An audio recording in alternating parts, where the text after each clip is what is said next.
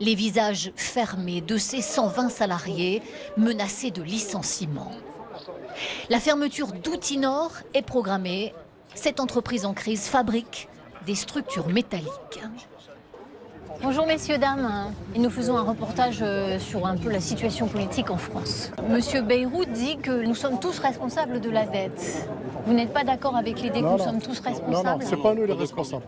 C'est eux les responsables de la dette, c'est pas nous. Et moi, ça fait 30 ans que je travaille et je vais partir pour 18 mois de chômage.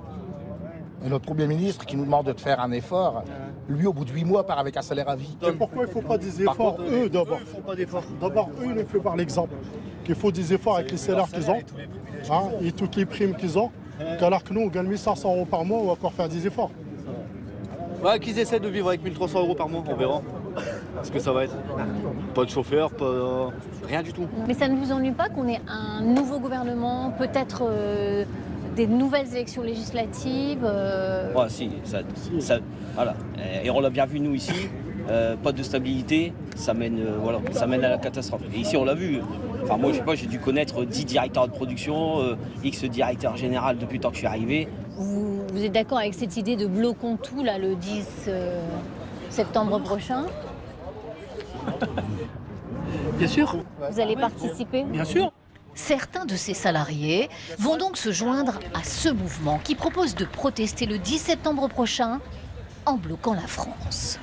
Alors on est à une assemblée générale du mouvement Bloquons tout, mais on n'est pas du tout autorisé à assister au débat. 200 personnes environ, beaucoup de profils issus de la gauche radicale, rares sont ceux qui acceptent de nous parler. Le mot d'ordre, c'est bloquons tout, c'est ça?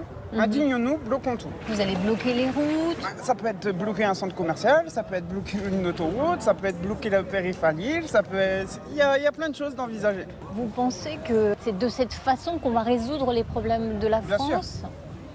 On nous entend pas. Il n'y a plus que ça qui comprennent de toute façon. Il n'y a plus que ça qui est compréhensible aujourd'hui. On voit les votes ne sont pas écoutés. Ces étudiants, partisans eux aussi du blocage, ont l'impression que la démocratie ne fonctionne pas comme elle devrait. Au final, on est passé un an là, avec 2 mois sans gouvernement, un gouvernement illégitime qui ne représentait même pas le suffrage électoral. Et au final, notre vie n'a pas changé. 2 amateurs de pêche. Le père est mécanicien, employé d'une mairie, le fils est policier municipal. Bonjour messieurs. Bonjour. Ils ne bloqueront pas la France le 10 septembre prochain, ce qui n'empêche pas leur colère à propos des économies demandées. Vous êtes policier municipal, est-ce que vous avez l'impression que la mairie, par exemple, dont vous dépendez, elle fait face à des demandes d'économies tout le temps? Je suis chef d'équipe, chef de brigade on appelle ça.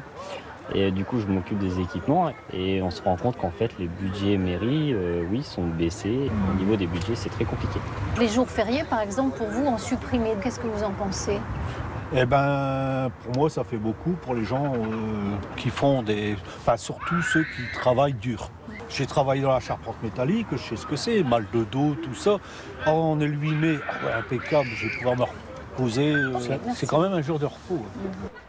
Pas question donc, pour cette classe moyenne, d'accepter ne serait-ce qu'un jour férié supprimé.